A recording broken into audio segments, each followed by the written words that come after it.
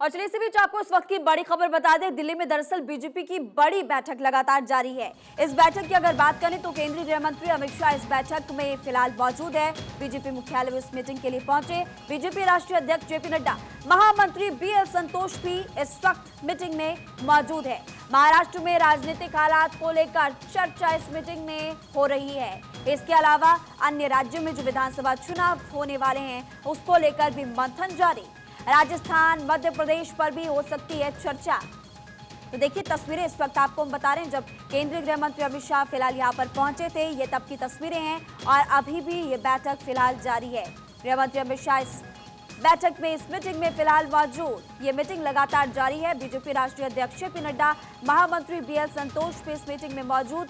और देखिए मीटिंग जो है दिल्ली में इस वक्त चल रही है। बीजेपी मुख्यालय में मीटिंग लगातार जारी। आदिति नागर हमारी पॉलिटिकल एडिटर हमारे साथ फिर से जुड़ चुकी हैं। आदिति, मीटिंग लगातार जारी और यहाँ पर अलग अलग राज्यों में जो विधानसभा चुनाव होने वाले उसको लेकर भी मंथन, जैसे कि आपने जानकारी दी थी। क्या 2024 लोकसभा चुनाव को लेकर भी आज इसमें मंथन हो रहा है, चर्चा हो रही है?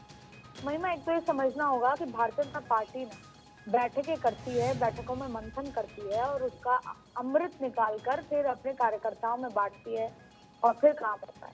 अब कभी कभी ऐसा होता है कि देर रात की बैठक अमित शाह के आवाज पे होती है, तो कभी ये बीएल संतोष के आवाज पे होती है, तो कभी जेपी नड्डा के आवाज पर होती है।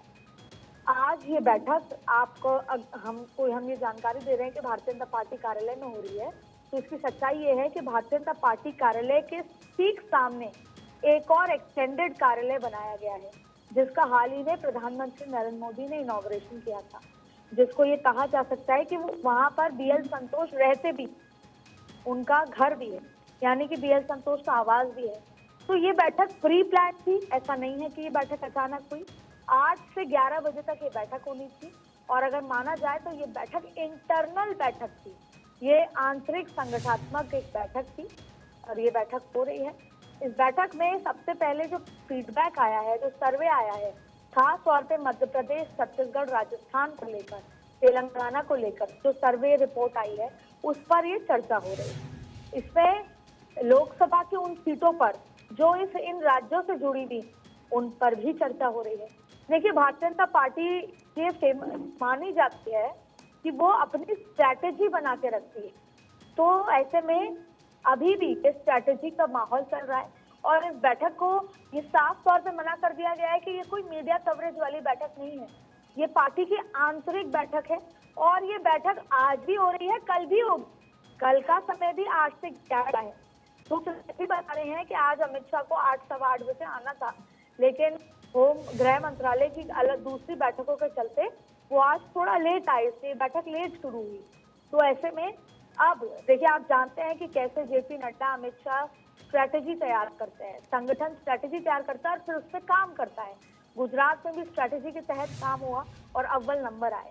तो कहीं ना कहीं कर्नाटक की हार के बाद अब बीजेपी कोई भी गलती, कोई भी चूक नहीं करना चाहती। अब मध्य प्रदेश, छत्तीसगढ़, राजस्थान में जिस तरह के सर्वे आ रहे हैं वो अलग अलग प्रकार के हैं। उन सर्वेज पे डिस्कशन करके और फिर संगठन को कैसे मजबूत करना है। देखिए, भले ही रेड कार्पेटिंग होगी, बड़े नेता जा रहे हैं, हाल ही में नरेंद्र मोदी अजमेर होके आए राजस्थान में, लेकिन अब मध्य प्रदेश, छत्तीसगढ़ को जो जमीन कार्यकर्ता रूट लेवल पर संगठनात्मक तरीके से कैसे मजबूत करना है, उसकी ये स्ट्रैटेजी चल रही है। तो ये एक इंटरनल बैठक है, ये आज भी होगी, ये कल भी होगी और ये बैठकों के बाद जो इसका जिस्ट निकलेगा वो संगठन के प्रभारियों को दिया जाएगा और वो प्रभारी वहाँ के नेता, वहाँ के कार्यकर्ता को देखेंगे और संगठन फिर उस लिहाज से काम करेगा। तो ये माना जाए कि पार्टी के लिहाज से ये बहुत ज्यादा महत्वपूर्ण बैठक है, जो कि ऐसी जगह है जहाँ पर मीडिया अलाउड नहीं है। उसको ये कहा जा सकता है कि वो बीएल संतोष के आवास पर हो रही है, क्योंकि बीएल संतोष वहीं रहते हैं। ये दीनदयाल उपाध्याय मार्ग पर बीजेपी का जो दफ्तर है उसके ठीक सामने जो एक नया दफ्तर है, वहां पर ये बैठक चल रही है। जी अदिति, एक सवाल यहाँ पर एक और है, जैसे कि आपने जानकारी दी कि सर्वे रिपोर्ट आई, उसको लेकर चर्चा यहाँ पर हो रही है, यानी कि जिन जगहों में बीजेपी इस वक्त कमजोर पड़ रही है उन सीट्स पर ज्यादा फोकस अब भाजपा करेगी। देखिए, सर्वे तो बीजेपी और अमित शाह की, तो जब वो राष्ट्रीय अध्यक्ष थे, ये उनकी ताकत थी जी। वो जमीन की हकीकत हमेशा जानना चाहते थे, समझना चाहते थे और फिर वहां से उस गेम प्लान को आगे बढ़ाना चाहते हैं। इसलिए बीच बीच में लगातार सर्वेज होते हैं, कभी मुख्यमंत्री के चेहरे को लेकर, कभी सरकार को लेकर, कभी विपक्ष को लेकर, कभी मुद्दों को लेकर, कभी योजनाओं को लेकर, कभी नरेंद्र मोदी के चेहरे को लेकर। सर्वेज अलग अलग लेवल पे अलग अलग स्ट्रेटेजी से होते हैं, लेकिन कहीं ना कहीं सूत्र ये अंदाजा ले रहे हैं कि मध्य प्रदेश छत्तीसगढ़ को लेकर सर्वे पार्टी के पक्ष में नहीं है। राजस्थान को लेकर भले ही पार्टी के पक्ष में है, लेकिन मध्य प्रदेश और छत्तीसगढ़ को लेकर देखिए सरकार की एंटी इनकम्बेंसी है मध्य प्रदेश में, और छत्तीसगढ़ में भी उतने पॉजिटिव सर्वे नहीं है क्योंकि कोई बड़ा चेहरा एज ए लीडर नहीं है।